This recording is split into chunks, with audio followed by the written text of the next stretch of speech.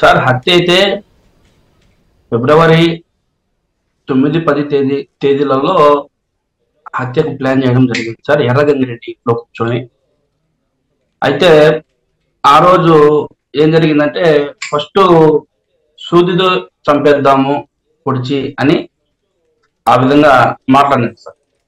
మళ్ళా దాని తర్వాత ఎర్రగంగిరెడ్డి ఆలోచన ఏంటంటే గొడ్డలి కూడా తీసుకొచ్చుకోండి, ఎందుకైనా మంచిది అని చెప్పడం జరిగింది సార్. అయితే సూదెత్తి తీసుకొని పోలేదు కానీ ఈ గొడ్డలి మట్టుకైతే కదిరికి పోయి కొనకరావడం అయితే జరిగింది సార్. జరిగిన తర్వాత ఆ పొద్దు మామూలుగా యాక్చువల్గా అయితే 1 నెల ముందర మేము పథక రచన చేసినాము, ఒక ప్లాన్ తీసుకున్నాము సార్. హత్య చేసే దాంట్లో అయితే మేము 4 సార్. ఎర్రగంగిరెడ్డి, ఉమాశంకర్ రెడ్డి, సునీల్ యాదవ్, ఇంకా దస్తగిరి నేను సార్. మేమే దాంట్లో దాంట్లోకి పోవాలా, తీసుకొని గొడ్డలు తీసుకొని రావాలా, ఇవన్నీ కూడా మేము ఎర్రగంగిరెడ్డి ఇంట్లో కూర్చొని ప్లాన్ చేసుకోవడం జరిగింది సార్. దాని తర్వాత సార్ మామూలుగా చెప్పాలంటే సార్ 14 నైట్ అయితే మర్డర్ ప్లాన్ అయితే పక్కా అని ఫిక్స్ కాలేదు సార్ మేము కూడా. అయితే దీంట్లో ఏం జరిగిందంటే 14 పొద్దున ఎర్రగంగిరెడ్డి, వివేకానంద రెడ్డి గారు జమ్మలమడుక్కుపోవడం జరిగింది ప్రచారానికి.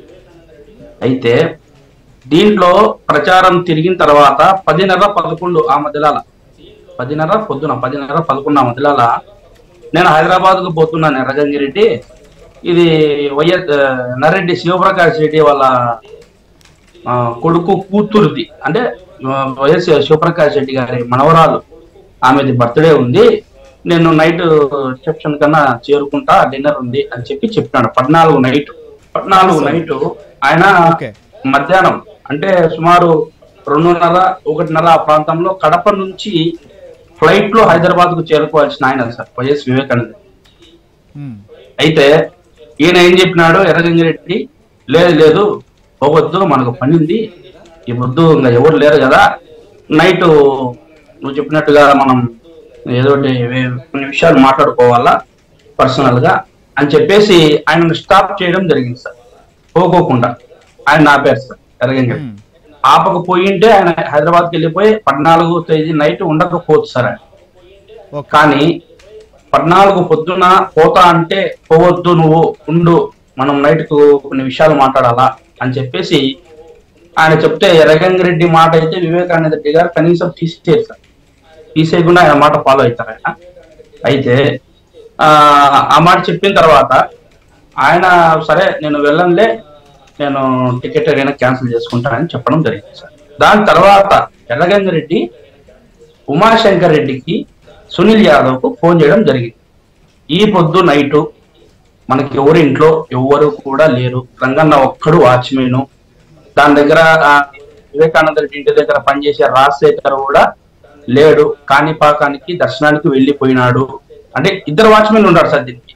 వివేకానంద రెడ్డి ఇంటికి 2 ఉన్నారు. ఒకరు రాజశేఖర్ అనే వ్యక్తి, ఇంకొకరు రంగన్న. రాజశేఖర్ అనే వ్యక్తి యంగ్ మ్యానే, అంటే దాదాపుగా 26 ఏళ్ళు 27 ఏళ్ళు ఉంటాయి. ఈ రంగన్న అనేది కొద్దిగా ముసలి, కొద్దిగా ఏజ్. ఈ రాజశేఖర్ అనే అతన్ని వాచ్మెన్ ను ఎవరు కాణిపాకానికి పంపించారు అంటే పిఏ కృష్ణారెడ్డి, నువ్వు కాణిపాకానికి పోతా అని అడుగుతున్నావు కదా, కాణిపాకానికి వెళ్ళిపో అని చెప్పి పంపించడం జరిగింది సార్. అంటే 12వ తేదీ పంపించడం జరిగింది. మేము చేసింది 14 నైట్ అయితే, అతను మామూలుగా అయితే 14వ తేదీ రావాలా, కానీ వద్దొద్దు రేపు రా అని కృష్ణారెడ్డి చెప్పడం జరిగింది. రానికుండా వీలు చేసినారు. మామూలుగా కృష్ణారెడ్డి రావద్దు, నువ్వు మళ్ళా మరుసటి రోజు వచ్చేసే అని చెప్పడం జరిగింది పిఏ కృష్ణారెడ్డి. ఇప్పుడు వైఎస్ సునీత గారి మీద పోయి కంప్లైంట్ చేసిన చూడండి సార్, ఎస్పీ గారి ఆఫీస్ లో ఆ కృష్ణారెడ్డి చెప్పి పిఏ. అయితే దాని తర్వాత ఇంకా నైట్ ఎవరు ఉండరు, ఎవరు లేరు. సునీతమ్మ గారు కానీ, సౌభాగ్యమ్మ గారు కానీ, నరెడ్డి అల్లుడు రాజశేఖర రెడ్డి గారు కానీ ఎవరు లేరు. శివప్రకాష్ రెడ్డి గారు కూడా ఊర్లో లేరు, ఎవరు లేరు, ఆయన ఒక్కడే ఉన్నాడు. ఈ పొద్దు నైట్కి ప్లాన్ చేద్దాం, రెడీ పోయి గొడ్డలు దర్శకులు గొడ్డలు కొనుక్కొని రమ్మని చెప్పు. పులిందల్లో కొంటామంటే వద్దు, పులిందల్లో అవసరం లేదు, పులిందల్లో కొనకూడదు, పోయి కదిరిలో తీసుకొని రా అని చెప్పినారు సార్. అంటే ఇక్కడ కొంటే అనుమానాలు వస్తాయి, డౌట్లు వస్తాయి, లేకపోతే అన్ని సమస్యలు క్రియేట్ అవుతాయి, అదే కాక సీసీ ఫుటేజ్ అన్ని అబ్జర్వేషన్ ఉంటాయి అని చెప్పేసి అక్కడ మేము కదిరికి పొమ్మని చెప్పి గంగిరెడ్డి ఐడియా ఇచ్చాడు. అందుకు కదిరికి పోయి గొడ్డలు తీసుకొని రావడం. 14వ తేదీ సాయంత్రం 7:30-8 కల్లా నేను గొడ్డలు కొని వచ్చేసాను సార్.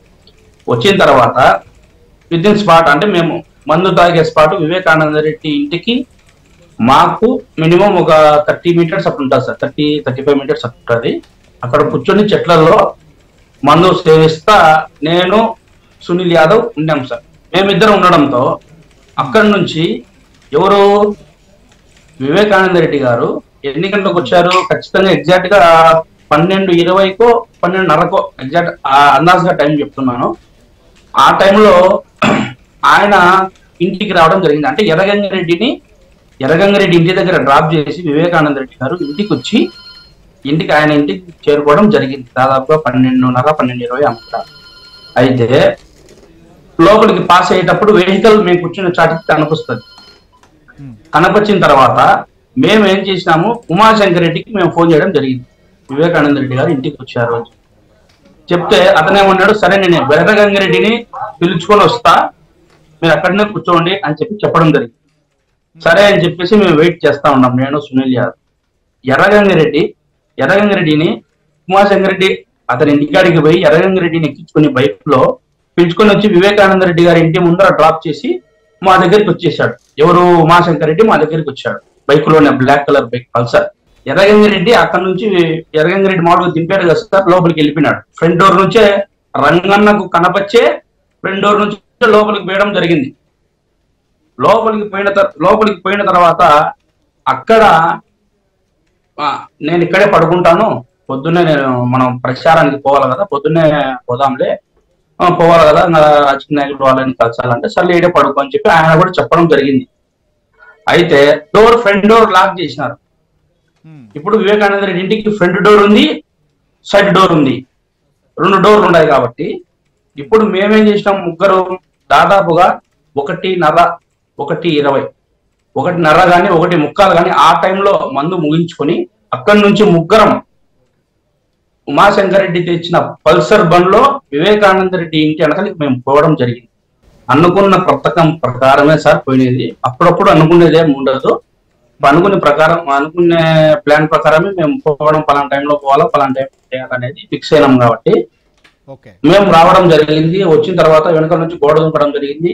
దానికి మామూలుగా వివేకానంద రెడ్డి గారికి వెనకాల కాంపౌండ్ ఉంది, దాని వెనకాల ఇంకో కాంపౌండ్ ఉంది. 2 కాంపౌండ్ వాళ్ళు దుంకి రావడంతో సైడ్ డోర్ దగ్గర తలుపు తట్టి ఎర్రగంగిరెడ్డి వచ్చి వాకిలు తీసినాడు. ఇంకా లోపలికి పోవడం జరిగింది. ఇంకా లోపలికి పోయి ఏదో ఒకటి మాట్లాడాలా అని చెప్పి, ఏదో బెంగళూరు సైట్ చేరి నాకు అది ఇది అని మాట్లాడుతుంటే, లేదు మనకి ఇంటి పదవి వస్తుంది అంటే సార్. ఆయన మమ్మల్ని చూసి ఫస్ట్ ఏమన్నాడంటే, ఎందుకు ఈ టైంలో వీళ్ళు వచ్చారంటే, ఎర్రగంగిరెడ్డి ఏం చెప్పాడంటే, ఒకటే మాటే చెప్పాడు, వీళ్ళు మీతో కొద్దిగా పర్సనల్ గా మాట్లాడాలని వచ్చారంట, ఏదో కొద్దిగా మాట్లాడంటే సరే అని చెప్పి ఆయన సోఫా నుంచి బెడ్రూమ్ లోకి పోవడం జరిగింది. ఆయన బెడ్రూమ్ లోకి పోయినాడు, మేము కూడా బెడ్రూమ్ లోకి పోయిన తర్వాత ఏమో చెప్పండి అంటే, ఏం లేదు ఇట్లా వీళ్ళు వాటా అడుగుతున్నారంటే, ఏ దానిలో వాటా అని మాట్లాడడం జరిగింది. అంటే ఇది బెంగళూరు సైట్ విషయంలో అంటే, లేదు గంగిరెడ్డి నేను ఇవ్వనని చెప్పినాను కదా, మళ్ళా విశ్లేస్తావు ఎందుకు, బెంగళూరులో మరి ఎన్ని సైట్ పంచాయతీలు చేసినారో నాకైతే క్లారిటీ లేదని నా ముందర జరిగిన విషయం అది. అయితే అక్కడ ఆ మాట జరిగిన తర్వాత, లేదు గంగిరెడ్డి నేను చెప్పినా కదా, విసిగించేది ఎందుకు, నీకు ఇవ్వనని చెప్పినా కదా, ఎంపీ పదవి వచ్చిన తర్వాత నేను సంపాదిస్తా, దాన్ని డబుల్ చేసుకుని నీకు ఇస్తా కదా, నీకు ఎందుకు నువ్వు అంత ఇబ్బంది పడుతున్నావు అని చెప్పి చెప్పడం జరిగింది సార్. అంతలోకే ఉమాశంకర్ రెడ్డి ఉండి, నువ్వు మాకు ఏం చేసినావని, మాకు నీకోసం సాక్రిఫైస్ కానీ ఇంతే, ఏం చేయలేబ్బా మీకు అన్ని చేసినా కదా గంగిరెడ్డి వివేకానంద రెడ్డి గారు చెప్పడం జరిగింది. అక్కడ నుంచి చెప్పిన తర్వాత సునీల్ యాదవ్ అండి ఏదో కొద్దిగా వల్గర్ లాంగ్వేజ్ చేయడంతో అక్కడ నుంచి మాట పెరిగి ఆయన మీద దాడి చేయడం జరిగిన తర్వాత ఆయన స్టార్ట్ చేసినప్పటి నుంచి ఎండింగ్ వరకు అరచడము, త్యాగాలు పెట్టడమే తప్ప ఇంకొకటి మాట్లాడే ఛాన్స్ ఇవ్వలే. ఆయన కూడా ఆ దెబ్బలకు ఆ ఏట్లకు సునీల్ యాదవ్ ఈ పిడికిలి ఉంటది కదా, పిడికిలితో ముఖం మీద మామూలుగా ఈ ముఖం మీద గుద్దడంతో ఆయన వెనక్కి పడిపోయినాడు. ఫస్ట్ పంచ్ సునీల్ యాదవ్ కొడతానే వెనకాల పడిపోయినాడు. పడిపోతానే పోయి ఛాతీ మీద కూర్చొని ఆయనకు మామూలుగా స్టంట్ వేసినారు సార్. స్టంట్ వేసినారు, గుండెకి ఆపరేషన్. దాదాపుగా ఒక 6-7 పిడిగుద్దులు గుద్దడంతో ఆయన చాలా ఇదే అయినాడు సార్. కొద్దిసేపు ఇదైన తర్వాత మళ్ళా ఉమాశంకర్ రెడ్డి గొడ్డలు తీసుకుని తలకాయ మీద వేటు వేయడం జరిగింది. అక్కడ నుంచి